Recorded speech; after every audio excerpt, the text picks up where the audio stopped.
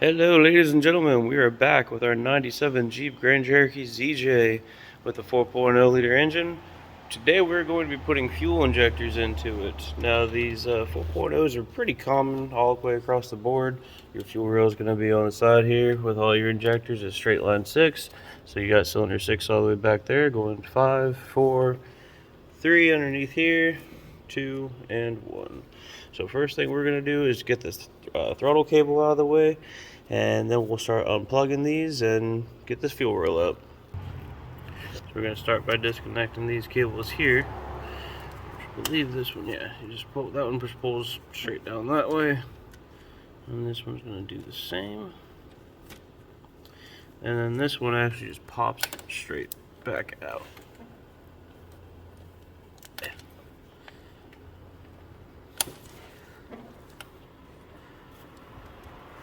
You can see that's all it is, just pops right on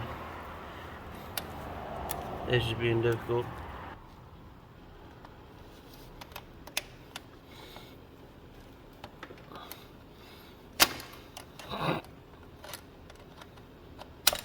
There we go. Okay. Yeah. Where we at? Didn't hurt it. It just pops right on there. Take those two bolts out. Right here.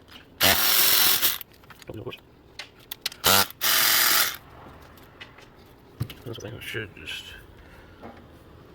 Oh, nope. We got one more bolt right down there.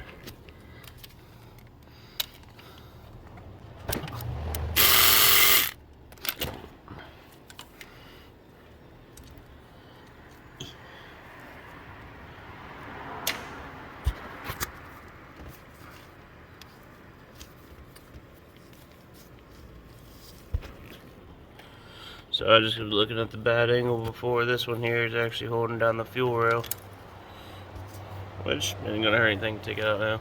Then our last one is actually down in here.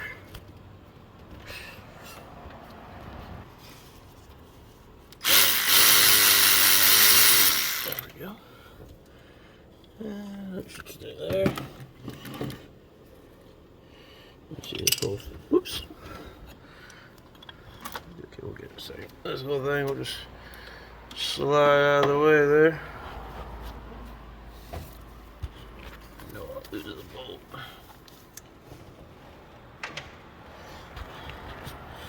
So, let's go ahead and take this out of the way too.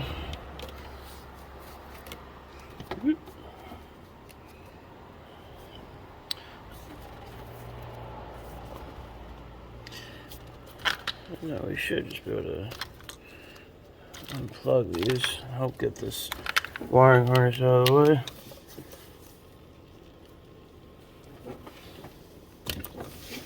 These are just squeeze on the side there and let go.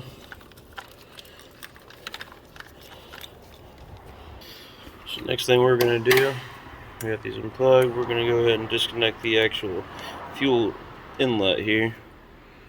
It's just going to pop up just like that. This is just a little retainer clip. Don't lose him. And then we're going to need something to get this popped out of there. Something like this little device here. A little quick connect tool. So just slide right in there. And this is going to be under pressure.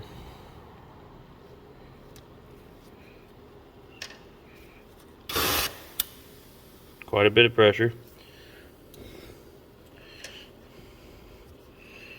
Try that one more time.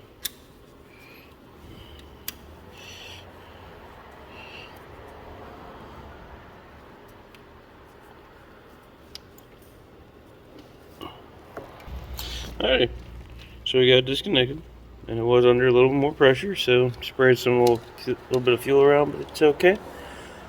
I'm just going to draw that up just a little bit, and thankfully, no, we're not smoking or having a fire around here, so should be okay. Let's go ahead and take that bolt out. Already took that one out by mistake. That bolt there, and that bolt there.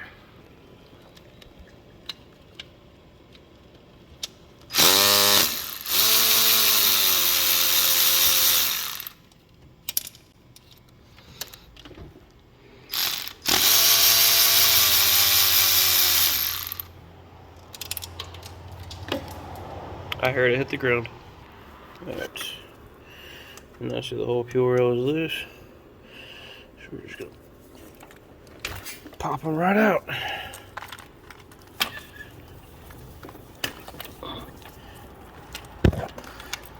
Woo! It's hot. Some little O-ring drop over there.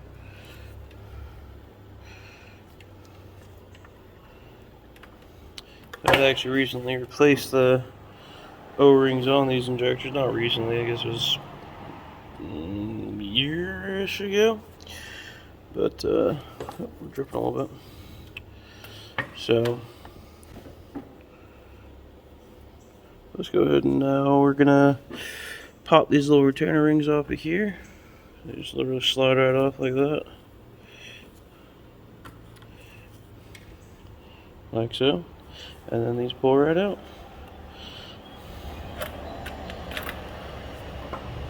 And there's your old injector there. And then of course it'll be the same for all 6 of them. That little ring pops off of there. It's always easier to do when you got 2 hands. It's probably easier to do when this thing isn't scalding hot too. Just got run down the road. But yeah, that'll pop off, the injectors pop out, and then we'll start cleaning the rail out. Alrighty. So we got all the old injectors out of there. You want to make sure that the old seals are all out of there. You can see it looks kind of crummy in there, so I think we're going to grab a little brush and clean those a little bit. But on pulling one of them out, the seal actually stuck on the inside, so I grabbed a pick and I got that out. But alright, so I got a little brush I'm going to clean those out with.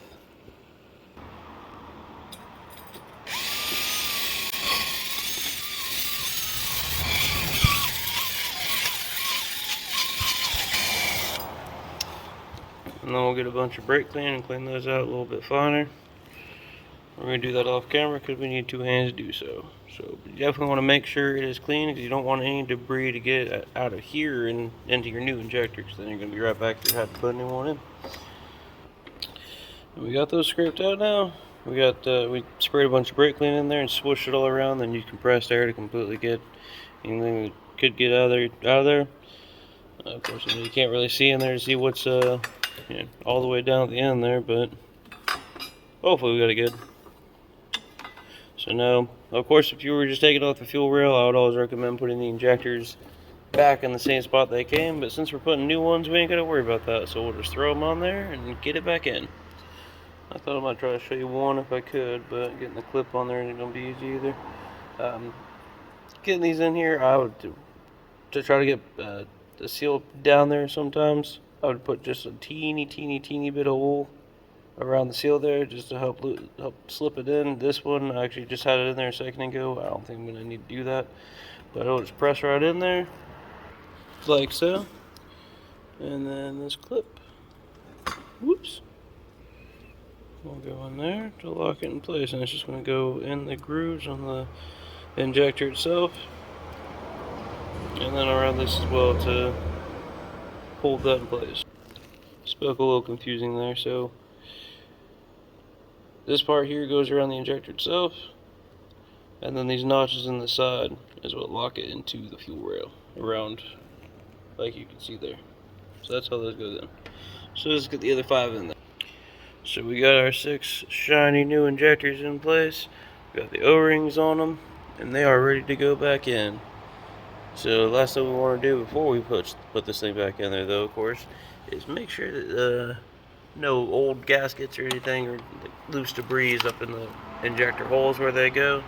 I was going through that and actually found another O-ring right inside the cylinder 4 there. So just make sure there's nothing blocking your way and nothing that's going to get sucked up in there that shouldn't. And we'll put them back down in there. So we got them pressed down in there.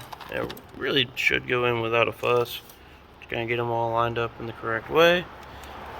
Make sure your injectors are actually turned around the right way, which I failed to do so.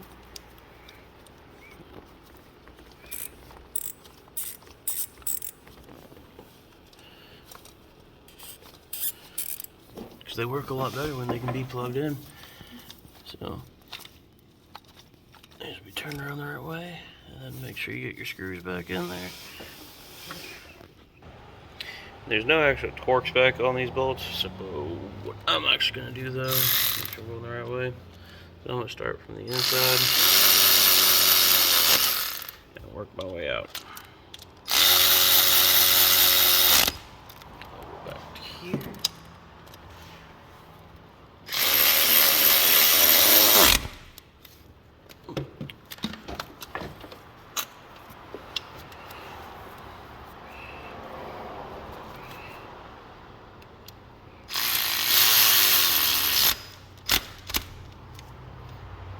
Go back through and make sure those are tight.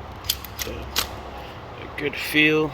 You don't want to strip them, you don't want to break them, of course, but you just don't want to leave them loose.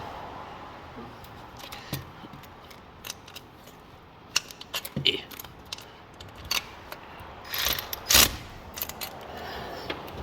Good. Let's go through and plug these back in. And you really can't get them mixed up because they're going to go, the wires are going to be where they're going to be.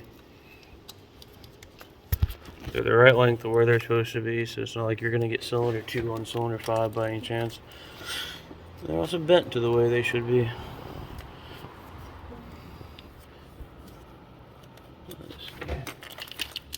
Oh, I didn't turn that one around. Hee.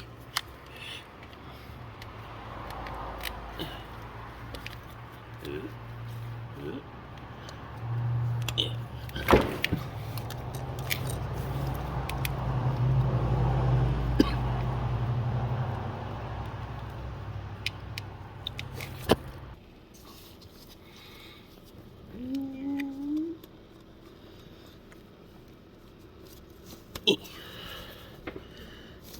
Get on there.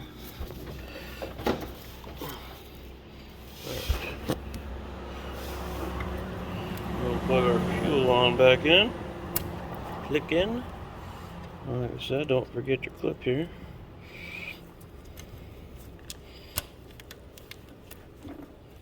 Go like that. And then we'll get our throttle cable back over here. Put that clip back right there. And then line up your bolt holes. And put your 3 bolts back in.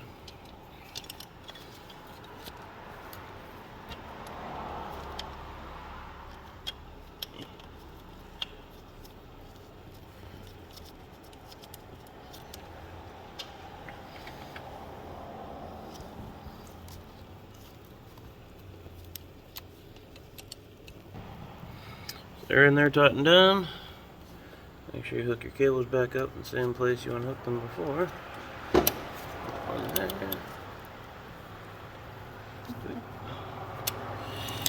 Let's see if I can get this one there. And I might have to gas a little bit to get this one to go into place.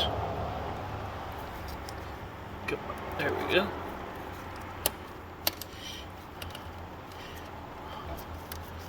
Those are in place.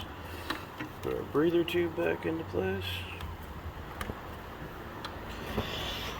And there we have it. So let's go ahead and fire her up. Make sure we ain't got no leaks. Of course, first thing we always want to do when you're doing anything, anytime you're going to disconnect the fuel system of any sort, the fuel line, fuel filter, and that, make sure you want to come in here and kind of prime it a few times. Let that fuel pump build up some pressure just by turning the key on, let it build up, turn it back off, and then we'll start it.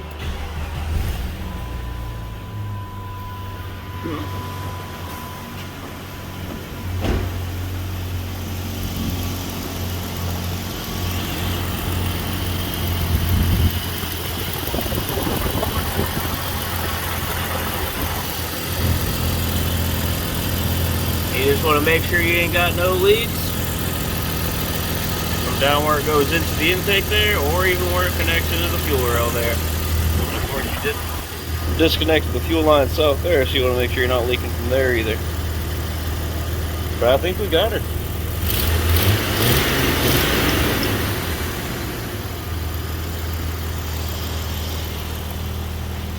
And that's how we're going to do injectors on a 97 model Jeep Grand Cherokee Laredo 4.0, or realistically a lot of these 4.0s are about the same. So hope this video gives you a helping hand. Like and subscribe to the channel, and we'll see you next time.